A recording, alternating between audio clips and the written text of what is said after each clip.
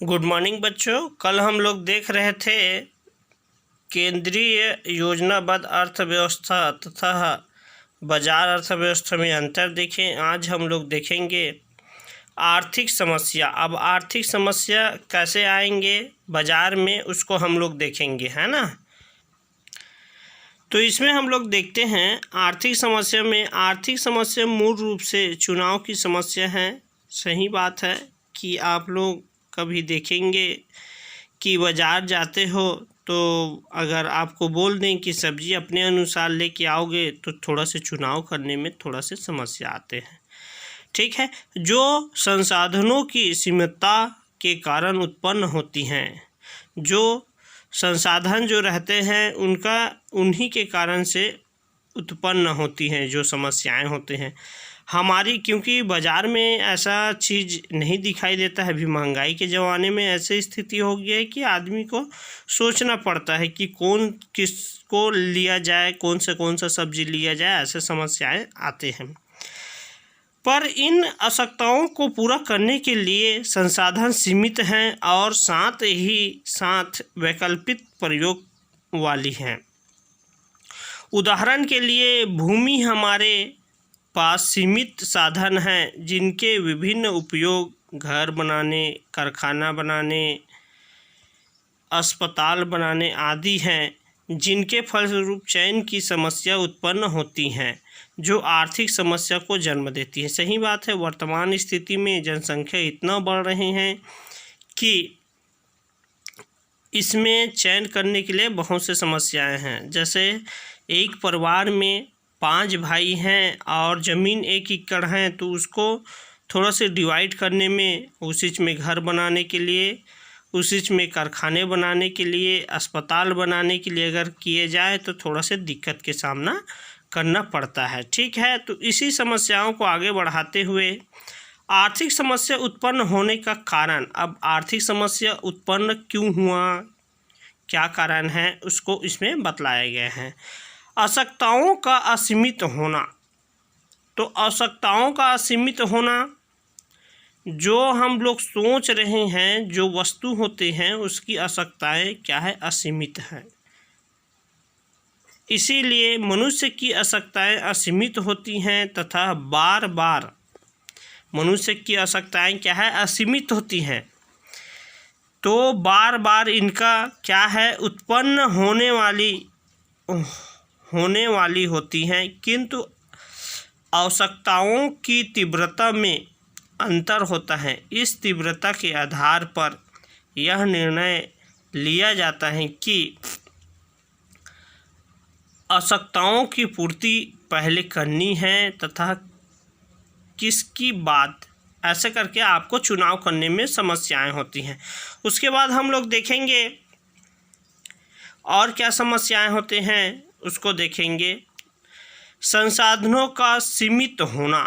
संसाधन क्या है, पहले की अपेक्षा अभी की स्थिति में सीमित हो गए हैं। आवश्यकताओं की पूर्ति के साधन जैसे भूमि है, पूंजी है, श्रम है इत्यादि मांग की तुलना में सीमित हैं। संसाधनों की सीमितता से चयन की समस्या का जन्म होती हैं। यदि संसाधन दुर्लभ नहीं होते तो कोई समस्या उत्पन्न नहीं होती, क्योंकि साधन सीमित होने के कारण इनकी मांग इनकी पूर्ति से अधिक होती हैं। इसीलिए नीचे में दिए गए हैं, अर्थात साधनों की मांग, साधनों की पूर्ति, साधन असीमित हैं, मानवीय आवश्यकताओं की पूर्ति के लिए सीमित होते हैं, अर्थात आवश्यकताएं। संसाधन मतलब इस प्रकार से हम लोग बोल सकते हैं कि मानव का जो आवश्यकताएं हैं वो असीमित होती हैं। असीमित मतलब होते हैं अपने को गाड़ी चाहिए, वर्तमान में मोटरसाइकिल चाहिए, है ना, 4 पहिए चाहिए, तो ये असीमित होते हैं। उसको ये भी एक प्रकार से बोल सकते हैं आर्थिक समस्या ही है, जो आप लोग के समक्ष आप लोग देख रहे हो, आप लोग को मालूम है। ठीक है, उसके बाद देखते हैं संसाधनों का वैकल्पिक प्रयोग होता है। वैकल्पिक प्रयोग मतलब शॉर्टकट में बोले जाएं तो सीमित साधन होते हैं। संसाधन केवल सीमित ही नहीं अपितु इसका वैकल्पिक प्रयोग भी हो सकता है अगर आप चाहते हो तो। इससे संसाधनों का चयन और अधिक महत्वपूर्ण हो जाता है। यदि संसाधनों का वैकल्पिक प्रयोग न होता अर्थात संसाधनों का एक निश्चित प्रयोग ही होता तो समस्या न होती। सापेक्ष में यह कहा जा सकता है कि असीमित आवश्यकताओं की तुलना में सीमित संसाधनों का वैकल्पिक प्रयोग आर्थिक समस्या को जन्म देता है। तो इस प्रकार से हम बोल सकते हैं कि आर्थिक जो समस्याएं रहते हैं तो ये सभी तीन जो कारण बताए हैं, अपने को कैसे कौन से राह में कौन सी चीज़ अच्छा लगेगा, कौन सा चीज़ बुरा लगेगा, तो ये हम देख सकते हैं। अब हम लोग नीचे में देखते हैं अर्थव्यवस्था की केंद्रीय समस्या। अब ये तो हो गया हमारा वर्तमान समस्या हो गया, ये हमारे तक सीमित है। अब क्या है केंद्र में क्या समस्याएं हैं इनका, इसको देखते हैं। केंद्र मतलब समझ गए ना, राज्य अलग समस्या होता है, केंद्र समस्या अलग होता है। तो जो अभी हम लोग पढ़े हैं आर्थिक समस्या जो पढ़े हैं उसको हम लोग राज्य का छत्तीसगढ़ का समस्या मान लेंगे। अब हम लोग और खुद का भी समस्या मान लेंगे। अब लेकिन ये जो समस्याएं हैं वो केंद्रीय समस्याएं हैं। अब केंद्रीय समस्या मतलब मोदी जी की समस्याएं हैं, समझो। इसको लेकर के क्या स्थिति है उसको देखते हैं। अर्थव्यवस्था के संसाधन दुर्लभ हैं, सही बात है। संसाधन क्या है, दुर्लभ है और इनके वैकल्पिक प्रयोग होते हैं। वैकल्पिक मतलब चुन लेना। इनके कारण चुनाव की समस्या का सामना करना पड़ता है, सही बात है, चुनाव की समस्या पड़ना पड़ता है। इस प्रकार समस्त अर्थव्यवस्थाओं द्वारा चुनाव का दबाव ही अर्थव्यवस्था की केंद्रीय समस्याएं कहलाती हैं। दूसरे शब्दों में सीमित संसाधनों के वैकल्पिक उपयोगों में चयन की समस्या को अर्थव्यवस्था की केंद्रीय समस्या माना जाता है। संसाधनों के आवंटन की बुनियादी समस्या के तीन पहलू हैं जिन्हें अर्थव्यवस्था की तीन केंद्रीय समस्या कहा जाता है। मतलब क्या है इसमें स्पष्ट है, क्या उत्पादन किया जाए, कैसे उत्पादन किया जाए, किनके लिए उत्पादन किया जाए। तो ये सभी प्रकार की समस्याएं हमारे सामने उपलब्ध होते हैं। इसीलिए आप लोग के सिलेबस में इसको बतलाया गया है, थोड़ा सा ध्यान देना। वस्तुओं का उत्पादन क्यों, कैसे तथा किसके लिए, सीमांत उत्पादन, संभवतः की अवधारणा तथा अवसर लागत है ना। तो इस प्रकार से आप लोग देख लेना। ये जो है वो सिलेबस है, आप लोग थोड़ा से इसको गौर से देखना। हम लोग अभी इसके बाद इकाई 2 में आएंगे, ठीक है। तो ये तो हो गया पहला, है ना। तो इसमें अब आगे हम लोग देख लेते हैं क्या उत्पादन किया जाए, कैसे उत्पादन किया जाए, किसके लिए उत्पादन किया जाए। तो फर्स्ट पॉइंट है क्या उत्पादन किया जाए, एक केंद्रीय समस्याएं हैं, है ना। प्रत्येक अर्थव्यवस्था को यह चुनाव करना पड़ता है कि वह अपने सीमित संसाधनों से किन किन वस्तुओं का कितनी मात्रा में उत्पादन करे। चूँकि एक वस्तु का अधिक उत्पादन समस्या या दूसरी वस्तु के उत्पादन को कम कर देता है। मतलब इसके मतलब होता है क्या उत्पादन किया जाए, समस्या के 2 पहलू हैं। मतलब उनका क्या है, छोटा छोटा और बताया गया है। तो इसमें हम लोग देखते हैं तो वस्तु की जो अधिकतम उत्पादन होते हैं उसमें क्या क्या है। अब इसमें देखते हैं किन संभावित वस्तुओं का उत्पन्न किया जाए। एक अर्थव्यवस्था को उपभोक्ता वस्तुओं, चावल, गेहूँ, कपड़े आदि व पूंजीगत वस्तुएं, मशीन, उपकरण आदि के बीच उत्पादन के लिए चुनाव करना पड़ता है। अब बहुत सारे ऐसे चीज़ हैं, मार्केट में आप लेके आओगे तो बहुत ज़्यादा समस्याएं होते हैं, तो किसको कैसे किया जाए, चावल कितना, गेहूं कितना, कपड़े कितना और पूंजीगत वस्तुएं, मशीन कितना, उपकरण बिक पाएगा कि नहीं या चल पाएगा कि नहीं, एक ऐसे करके मतलब दुकानदार की जो सोच रहते हैं उसको बतलाए गए हैं इसमें। अब उसके बाद देखते हैं नीचे में कितनी मात्रा में उत्पादन किया जाए। वस्तुओं का चुनाव करने के पश्चात उनकी उत्पादन मात्रा का भी निर्णय लेना होता है कि किन वस्तुओं का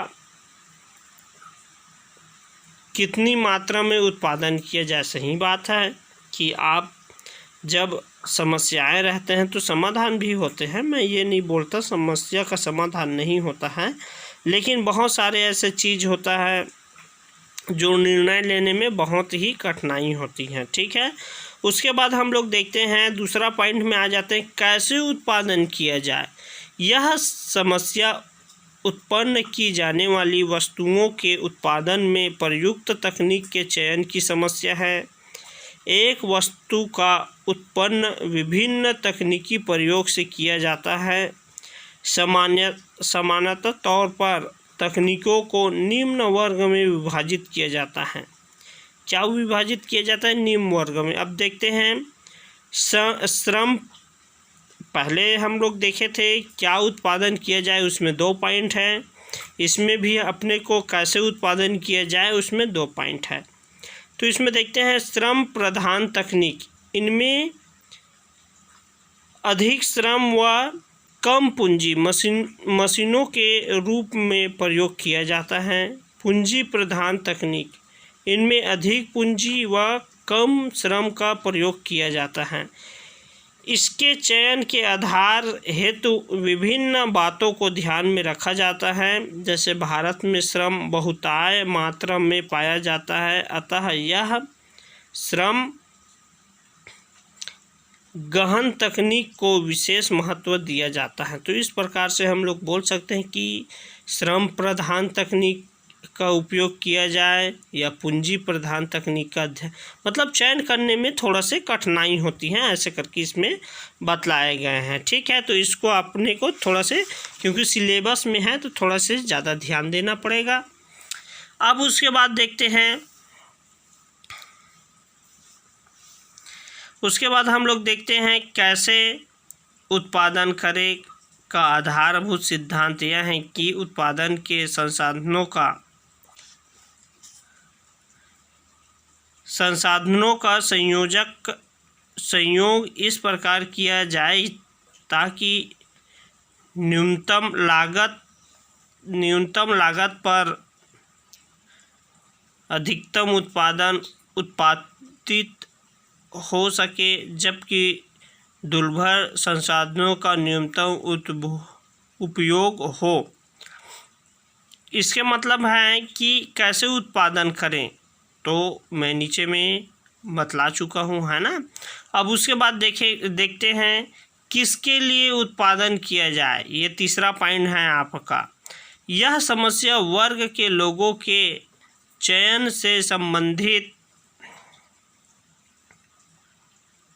एक अर्थव्यवस्था में विभिन्न वर्ग के लोग अब किसके लिए उत्पादन, गरीब, कम अमीर रहते हैं, जिनको क्रय शक्ति भी भिन्न भिन्न होती हैं, जिनके बीच आय का वितरण किया जाना होता है। दूसरे शब्द में यह समस्या उत्पन्न के साधनों, भूमि, श्रम, पूंजी, साहस के बीच आय के वितरण से संबंधित हैं, जो कि उत्पादन प्रक्रिया में योगदान देते हैं। इस समस्याओं के दो पहलू निम्न हैं। अब वो उनका भी दो पहलू, इनका भी दो पहलू और अभी का भी दो पहलू है। तो इसमें हम लोग देखेंगे किनके लिए उत्पादन किया जाए। तो उत्पादनकर्ता सोचता है कि लागत तो बहुत ज़्यादा है, लेकिन अपने को बाज़ार में लेके आना है, तो किसके लिए? अमीर के लिए लाया जाए, गरीब के लिए लाया जाए, क्योंकि भारत सरकार में ऐसे बहुत सारे व्यक्ति रहते हैं जिसका अलग अलग क्षमताएं रहते हैं, अलग अलग भूमिकाएं भी रहते हैं। तो इसमें देखते हैं व्यक्तिगत वितरण। अब व्यक्तिगत वितरण में हम लोग देख लेते हैं राष्ट्रीय आय का विभिन्न वर्गों के व्यक्तियों के बीच वितरण किस प्रकार हो। मतलब क्या है? राष्ट्रीय आय का विभिन्न वर्गों के व्यक्तियों के बीच वितरण किस प्रकार हो, मतलब जब वितरण करते हैं वो किस प्रकार होना चाहिए। उसके बाद हम लोग देखते हैं ऋणात्मक वितरण। देश के कुल राष्ट्रीय उत्पाद में विभिन्न उत्पादन के साधनों का निर्धारण करना। इस समस्याओं का मूल सिद्धांत यह सुनिश्चित करता है कि प्रत्येक उत्पादन के साधन की आवश्यकताओं अधिकतम संभावित सीमा तक पूरी हो सके। तो इस प्रकार से केंद्रीय जो समस्याएं जो रहते हैं वो भी बहुत जटिल होते हैं, क्योंकि इसमें चयन करना, किसके लिए करना, क्यों करना, क्या ये मार्केट में चल पाएगा कि नहीं, ये बहुत सारी समस्याएं रहते हैं जो इस प्रकार से बतलाए गए हैं। अब आगे देखते हैं, इसमें आप लोग का एक और टॉपिक है, इसमें सीमांत उत्पादन संभव की अवधारणा। तो इसमें हम लोग देखते हैं उत्पादन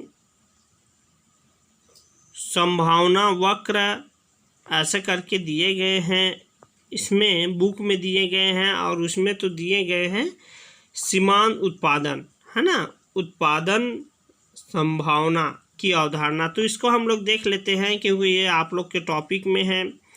किसी देश की अर्थव्यवस्था के पास एक व्यक्ति की भांति सीमित साधन होते हैं तथा समाज की संतुष्टि में वृद्धि हेतु अनेक कार्य को करना होता है। अतः आधारभूत आर्थिक समस्याएं संसाधनों के वैकल्पिक प्रयोगों में वृद्धि हेतु अनेक कार्यों को करना होता है। अतः आधारभूत आर्थिक समस्या चयन करना पड़ता है। संसाधनों की सीमितता के कारण समाज को उनके प्रयोग के संबंध में क्रिया स्वरूप करनी पड़ती हैं। इन केंद्रीय आर्थिक समस्याओं का विश्लेषण की तकनीक के रूप में उत्पादन संभावना वक्र का प्रयोग किया जाता है। संभावना वक्र का प्रयोग किया जाता है मतलब एक प्रकार से बोल सकते हैं कि ये वक्र के माध्यम से, आरेख के माध्यम से इनका उपयोग किया जा सकता है। अब इसमें देखते हैं उत्पादन संभावना वक्र का अर्थ। अब इनका वक्र का अर्थ क्या है उसको देखते हैं। उत्पादन संभावना वक्र दो वस्तुओं के ऐसे सभी संभव संयोजनों को प्रकट करती हैं जो एक अर्थव्यवस्था उपलब्ध तकनीकी और दिए संसाधनों के पूर्ण व कुशलतम पर उपयोग से उत्पन्न कर सकती हैं। तो इस प्रकार से हम लोग बोल सकते हैं जो एक रहते हैं, आगे और देखेंगे नीचे में जो वक्र रहेंगे उनके अनुसार से ये क्या है, कुशलतम प्रयोग किए जाते हैं। तो इसमें परिभाषा देख लेते हैं। तो परिभाषा आप लोग देख लेना। इसमें सॉल्यूशन के अनुसार, शब्दों के अनुसार दिए गए हैं। एक उत्पादन संभावना वक्र चुनाव की सूची को बतलाता है मतलब एक प्रकार से बोल सकते हैं जो क्या क्या चुनाव करना है उसको बता सकते हैं, ऐसा करके इसमें बताया गया है। अब देखते हैं उत्पादन संभावना वक्र की सामान्यताएं। अर्थव्यवस्था में साधनों की मात्रा सीमित होती हैं, किंतु इन्हें एक उपयोग से दूसरे उपयोग में हस्तांतरित किया जा सकता है। संसाधनों का पूर्ण व कुशलतम उपयोग किया जाता है। तीसरा नंबर देखते हैं, तकनीकी को स्थिर माना जाता है तथा अर्थात इनमें कोई परिवर्तन नहीं हो सकता। इस प्रकार से इनका जो मान्यताएं हैं उसको हम लोग देखें। उसके बाद देखते हैं उत्पादन संभावना अनुसूची और वक्र। तो इस प्रकार से ये मैं बतला देता हूँ क्या क्या है इसमें। तो एक में उत्पादन संभावना है, टीबी है 1000 की मात्रा, गेहूँ लाख की मात्रा है। तो इस प्रकार से इस ग्राफ को थोड़ा से अच्छे से आप लोग समझ जाना। अब क्या है, इसको हम ब्लैक बोर्ड के माध्यम से आपको समझाते, लेकिन थोड़ा परिस्थिति थोड़ा से दूसरा है, तो आप लोग थोड़ा से समझ लेना बेटा, ठीक है। उसके बाद हम लोग देखते हैं, ये दिखला देता हूँ मैं आप लोग को, ये इसको वक्र को आप लोग समझ लेना थोड़ा से। उसके बाद देखते हैं उत्पादन संभावना वक्र की प्रमुख विशेषताएं। अब विशेषताएं में क्या क्या है उसको देख लेंगे, ठीक है। तो इसको हम लोग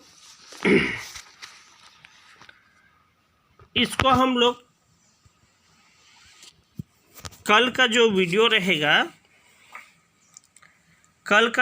रहेगा उसमें आप लोग को विशेषताएं के बारे में हम लोग चर्चा करेंगे। इसमें क्या क्या है थोड़ा से आप लोग भी पढ़ लेना, ठीक है। तो और किसी को कोई समस्याएं हुई अगर आता है तो थोड़ा से फ़ोन करके पूछ लेंगे, ठीक है। वक्र जो रहेगा उसको थोड़ा से सावधानी से देखना, क्योंकि इसमें टूटी हुई होने की संभावनाएं होती हैं, ठीक है। Thank you.